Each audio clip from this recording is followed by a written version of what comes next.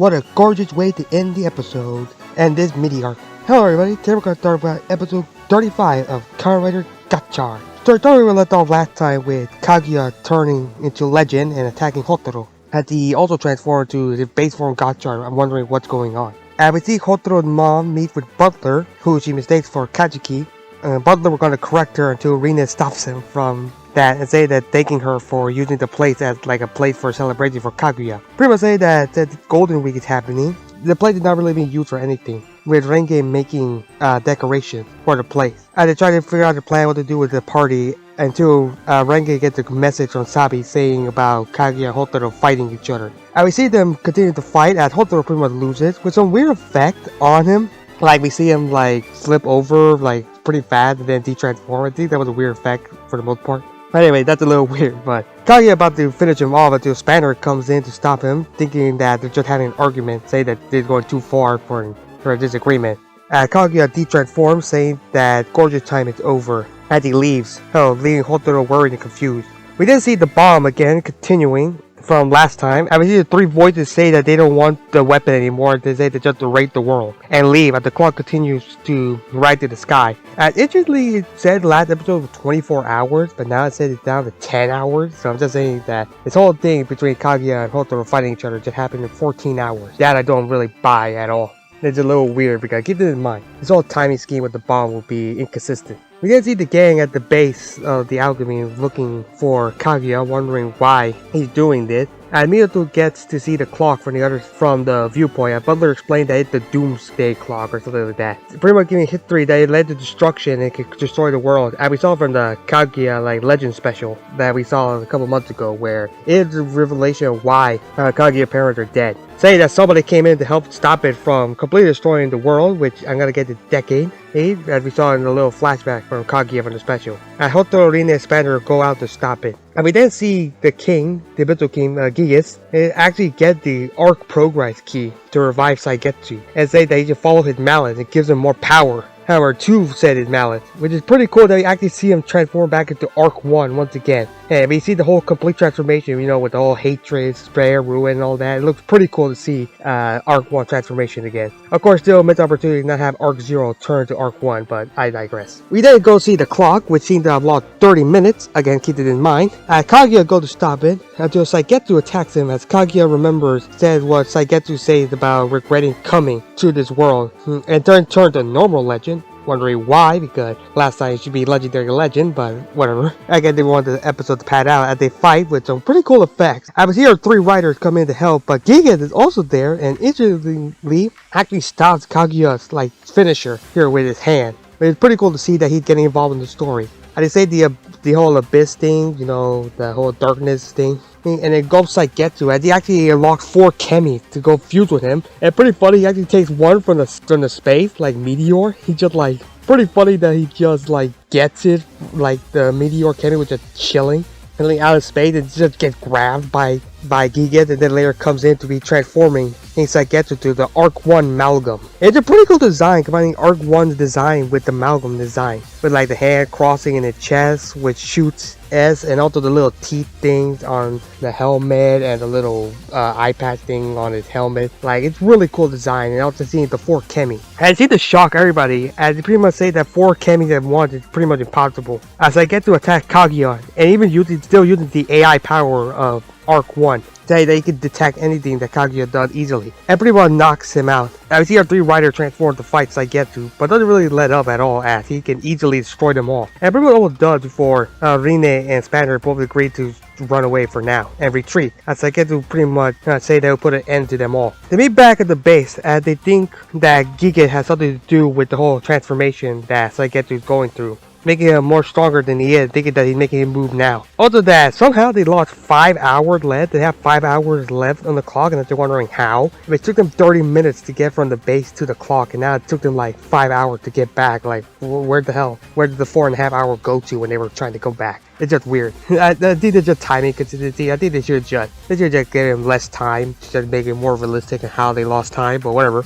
Like, it's just weird, the whole Doomsday Clock thing. And Kaguya continued to lead the fight alone. And Hotaro realized what he's doing, why he attacked him, which is pretty much the generic, the basic generic idea of what happening about, just attacking your friend to make them not join you in this little mission. And he and Hotaro argue about helping each other, and even though they're being from different worlds, literally, and Kaguya said they don't understand each other, but say that time for the gorgeous time to end and just leaves again. Meaning Hotaro again, pretty much mad. We did see Kaguya enjoy the finest gem bath as Spanner and Sabi interrupt him as it's pretty much like the special from the Legend special that he just taking the gem bath. At least this time didn't come out of it like the Legend special where he had to pretty much be butt naked. And he pretty much prepared for his fight. Spanner warns him that no matter how many times he tried to ignore Hotaro, try to push him away, he will always come back. It won't back down. So just give up on him. Which really makes sense because I actually like that this scene includes both Spanner and Sabi because these two guys were pretty much saved by Hotaro in different ways. Sabi would help like figuratively and literally because he would transform to Dread Type 0, and Spanner would pretty much also help because he didn't give up on him and just kept doing it to make him become Kamen Rider Valvaroth. So I guess it makes sense why these two characters would be with Kaguya to tell him why Hotaro will not give up on them until it makes them their friend and it will always help them. And even Kaguya asked Sabi about the whole thing about keeping treasures, precious treasure that a person have, is to keep them safe, but to always store them away with care. And say that this time is something intangible, so what do you do with it? Sabi pretty much says to keep it close and support it, as it can get in conflict with it, but at the end of the day, it's all the same. That is a precious treasure for him. And I'm glad that Sabi actually speaks from his own word, doesn't use Isaac at all. I think that actually helps with implementing more about what Sabi tried to tell. Kaguya seems to ponder about it, and Hotaro just watches over like the pervert that he is. We then see the clock with less than an hour left. Again, like, it took him 3 hours just to take a bath and just to get there, which is just pretty weird and inconsistent, but whatever. As Saikato asks Gigis if it's okay for him to destroy the world, Gigis say that he can just rebuild it, which is pretty crazy to think how strong this one guy is. I mean, he is the Abyssal King for a reason. Kaguya goes to meet up with the clock, entering his robes from the Kaguya special as well as the Legend special. And Hotaro catches up, and he says that he won't stop him from fighting alone, as he will also be fighting alone, by his side of course. It's pretty funny that like saying that, yeah, you'll fight alone, and I'll also fight alone. It's too bad our destination is like going to the same direction. So yeah, that's just pretty funny that he just won't. He just works around the way to make them always fight together. As Kaguya just tells him to suit himself, as Kashin's arrive, ready to attack them, but then the rest of the gang, with the Judge, Spanner, Rine, the Alchemist, and Butler come in to fight them off, so that Hotaro Kaguya can go face up Saigetsu. As they run off, leaving behind Rine and Spanner pretty much transforming to fight the Kashin. We then see the clock at 40 minutes, which again, pretty much showing how inconsistent the time is, because it literally only took them 20 minutes to get here, but whatever. As Hotaro and Kaguya arrive to fight against Saigetsu, Saigetsu saying that this happened because Kaguya just wanted a friend. As Hotaro say that that's not the case, that Hunter just wanted his power, and that it's their fault, not Kaguya, that he just wanted to come here. As Kaguya just resumed his ego persona activated, like saying that friends are not needed, but he had been told that friends can make things more gorgeous than he can ever think by himself, which seems to actually implicate that yeah, he does want to be with Hotaro. So yeah, he does return around and will fight with them together, as he and Hotaro do a cool fist bump, and they both transform into a legendary legend and Platinum Gotchard. They fight Saigetsu, who launches meteors at them, because I forgot he could do that. But then, interestingly, something protects Hotaro. Like, it actually protects him from being attacked by the meteors for the first round. And then Saigetsu continues to wail on them, and then shoots more meteors, with this time Hotaro can't be protected, as he gets thrown down. And I'll say that chemis are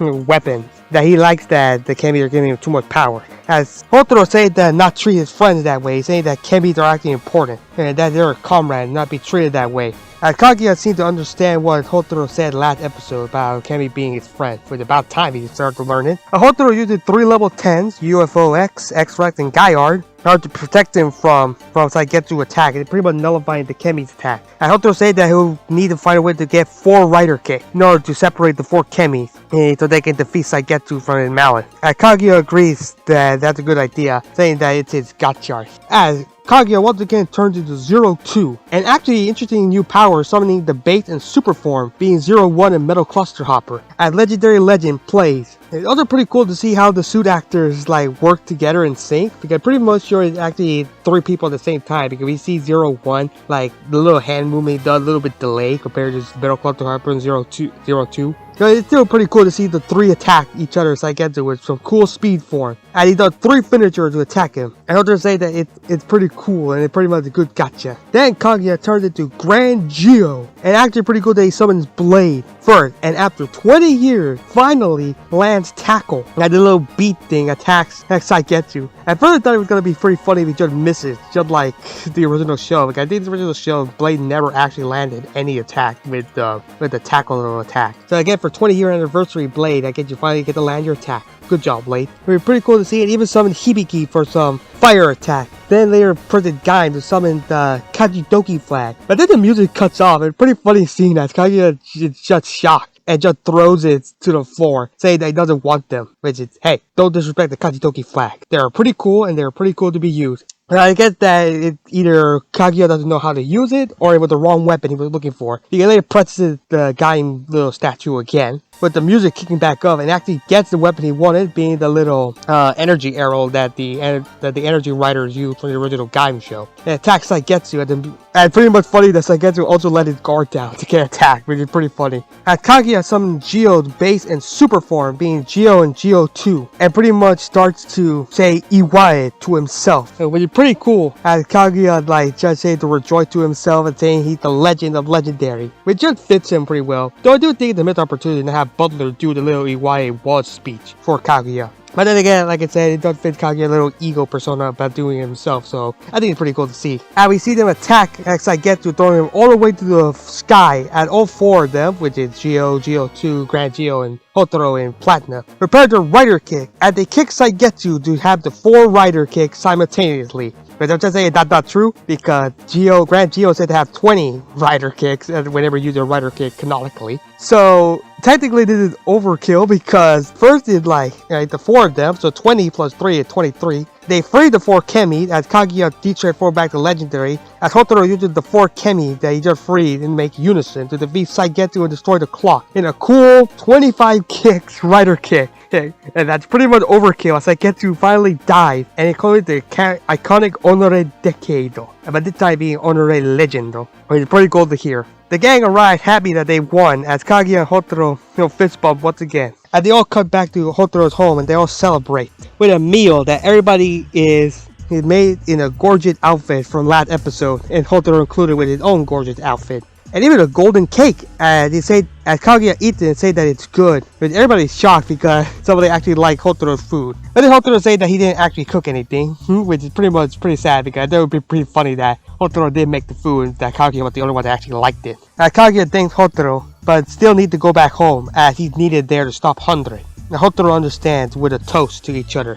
Everybody here to say goodbye, as Kaguya and Hotaro exchange numbers for one another, so I'm gonna get that he might be coming back in a future episode or a future movie or special. And everyone's sad to see them go, except Spanner, saying that things will be quieter nowadays, but seemed to be smiling at the end when he turns around, so yeah, he will miss them. And Butler says that he gathered some Kemis along the way, which is pretty much the Dark Rider from the last episode they fought, as well as some extras like the Kaguya transformation, and even the extra one being Poppy and Callus, his Kemi card, all stored in the gorgeous binder, the Kaguya binder, you can order from Premium Bandai, starting now. Pretty funny that you can order this in Premium Bandai. Just try to steal our money, Bandai. Keep stealing our money. We will still pay for it. As Kaguya said that it's goodbye, as he and Hotaro finally do their handshake they couldn't do from the Kaguya, the Legend for the Gotchard special. As they finally finish the handshake as Butler summons the tower as they leave. But before they arrive home, they actually hear an explosion and see Gotchard Daybreak fighting in the destroyed future, and it shocked them both. So pretty much it's setting up to the summer movie, and I'm actually glad, pretty shocked that Daybreak is coming back. Like, I do remember the poster being revealed not that long ago about the summer movie, what it's going to be about. So hopefully it didn't mean Kaguya will be coming back. And then interestingly, we end off with some more Gotchard content, and we see Gigis looking at the fight between